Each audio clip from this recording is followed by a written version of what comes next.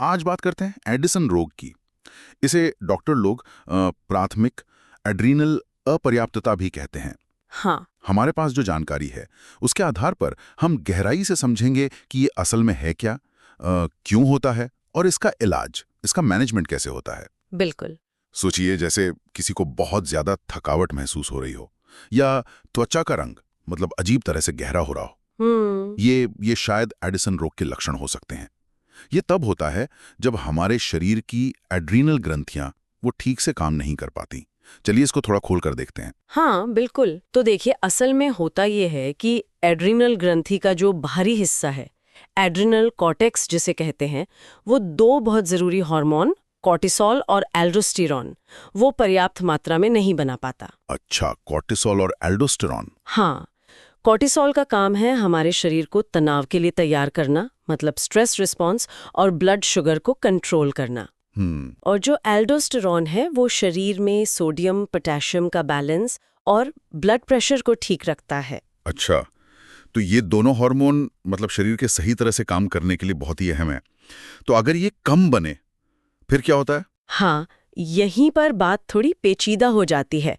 देखिए, कॉर्टिसोल अगर कम है तो शरीर तनाव को ठीक से झेल नहीं पाता और ब्लड शुगर कम हो सकता है, जिसे हाइपोग्लाइसीमिया कहते हैं। ब्लड शुगर कम होना, ठीक है। हाँ, और एल्डोस्टेरॉन की कमी से शरीर में सोडियम कम हो जाता है, हाइपोनेट्रेमिया, पोटेशियम बढ़ जाता है, हाइपरकेलेमिया, और ब्लड प्रेशर गिरने लगता है। ओह।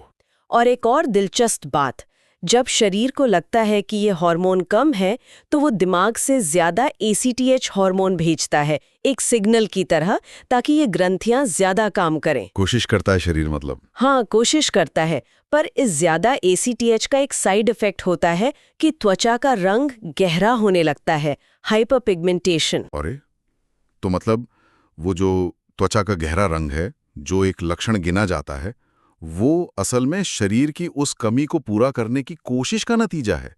ये तो बड़ी अजीब बात है। हाँ है तो। अच्छा, पर ये ग्रंथियां काम करना कम क्यों कर देती हैं? मतलब क्या वजह है इसकी? देखिए, सबसे आम वजह जो है वो है ऑटो इम्यून एड्रेनालाइटिस। ऑटो इम्यून मतलब शरीर खुद ही? हाँ बिल्कुल। मतलब शरीर का जो अपना डिफेंस सिस्टम है, प्रतिरक्षा प्रणाली, वो गलती से इन एड्रेनल ग्रंथियों पर ही हमला करने लगती है, उन्हें नुकसान पहुंचाती है। ओह। दुनिया भर में देखा जाए तो टीबी, ट्यूबरकुलोसिस भी एक बड़ी वजह है। टीबी भी? हाँ, और इनके अलावा कुछ इन्फेक्शंस हो सकते हैं, जैसे HIV, फंगल इन्फेक्शंस, या फिर कैंसर का फैलना, जिसे मेटास्टेसिस कहते हैं।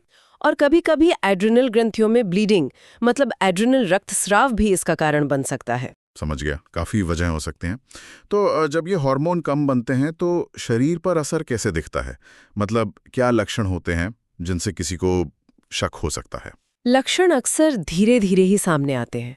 सबसे आम तो है बहुत ज्यादा थकान, लगातार थकान, वजन घटना, मांसपेशियों में कमजोरी। ये तो काफी आम लक्षण है वैसे। हाँ है, लेकिन कुछ खास लक्षण भी हैं, जैसे त्वचा का गहरा होना। ये खास तौर पर त्वचा की सिलवटों में, जैसे कोहनी, घुटने या फिर मसूड़ों पर ज्यादा दिखता है। मसूड़ों पर भी? हाँ, और ब्लड प्रेशर कम होने की वजह से चक्कर आ सकते हैं, खासकर जब कोई एकदम से खड़ा हो।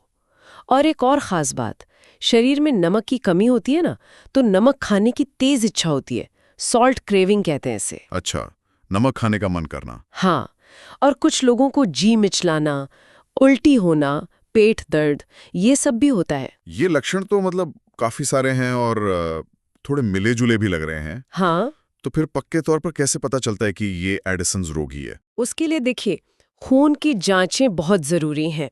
इलेक्ट्रोलाइट्स चेक करते हैं तो उसमें सोडियम कम और पोटेशियम ज्यादा मिलता है अक्सर। सोडियम कम, पोटेशियम ज्यादा? हाँ, सुबह के समय ब्लड में कॉर्टिसोल का लेवल चेक करते हैं, वो आमतौर पर कम पाया जाता है। फिर एक खास टेस्ट है ACTH स्टिमुलेशन टेस्ट, सिनेक्थिन टेस्ट भी कहते हैं। सिनेक्थिन टेस्ट? हाँ, इसमें बाहर से ACTH का इंजेक्शन देकर देखते हैं कि एड्रीनल ग्रंथियां जवाब में कॉर्टिसोल बनाती हैं या नहीं। एडिसन रोग में वो इस स्टिमुलेशन पर भी कॉर्टिसोल ठीक से नहीं बना पाती, इससे कंफर्म हो जाता है। अच्छा, कंफर्मेशन टेस्ट है ये। बिल्कुल।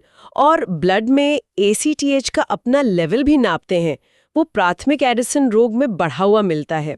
और अगर शक है कि ये ऑटो इम्यून वजह से है तो anti-21 हाइड्रोक्सिलेज एंटीबॉडीज की जांच होती है। ये एंटीबॉडीज बताती हैं कि शरीर खुद ग्रंथियों पर हमला कर रहा है। समझ गया।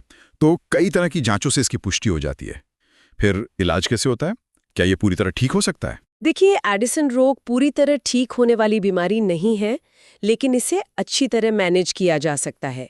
इलाज का जो मुख्य आधार है वो है hormone replacement therapy. Hormone replacement? हाँ, मतलब जो हार्मोन शरीर कम बना रहा है वो दवा के रूप में बाहर से दिया जाता है। कॉर्टिसोल की कमी के लिए हाइड्रोकार्टिसोन देते हैं, ये एक ग्लूकोकॉर्टिकॉइड है, और एल्डोस्टेरोन की कमी के लिए फ्लूड्रोकॉर्टिसोन, ये मिनरलोकॉर्टिकॉइड है। तो ये दवाएं रोज लेनी पड़ती होंगी? हाँ, रोज। और एक बहुत जरूरी बात याद रखनी होती है इसमें, अगर शरीर पर किसी भी तरह का तनाव आता है, जैसे कोई दूसरी बीमारी हो गई, कोई इन्फेक्शन, चोट लग गई या कोई सर्जरी होनी है, तो इन दवाओं की डोज बढ़ानी पड़ती है। अच्छा, स्ट्रेस के टाइम डोज बढ़ानी पड़ती है? बिल्कुल, क्योंकि ऐसी हालत में शरीर को वैसे भी ज्यादा हार्मोन की जरूरत होती है जो वो खुद बना नहीं पा रहा। गंभीर स्थिति है जिसमें एड्रिनल ग्रंथियां जरूरी हार्मोन पर्याप्त मात्रा में नहीं बना पाती। इसके अपने खास लक्षण हैं, जांच से पुष्टि होती है और इलाज के लिए हार्मोन रिप्लेसमेंट दवाएं लेनी पड़ती हैं जिंदगी भर। हाँ, और खासकर तनाव के समय डोज एडजस्टमेंट का ध्यान रखना पड़ता है। बिल्कुल। और ये जो आखिरी बात है ना कि तनाव के दौरान डोज बढ़ानी पड़ती है, ये हमें एक सोचने का बिंदु भी देती है। स्रोत यही बताते हैं, ये दिखाता है कि हमारे शरीर के हार्मोनल संतुलन के लिए बाहरी और अंदरूनी तनाव मतलब स्ट्रेस, उसको मैनेज करना कितना जरूरी है, खासकर तब जब शरीर खुद से उस तनाव का मुकाबला करने के लिए जरूरी हार्मोन ठीक से बना ही नहीं पा रहा। तो इस पर वाकई सोचा जा सकता है कि जीवन शैली और स्ट्रेस मैनेजमेंट इस स्थिति के प्रबंधन में कितनी अहम भूमिका निभा सकते हैं। बिल्कुल सही कहा, एक महत्वपूर्ण पहलू है ये।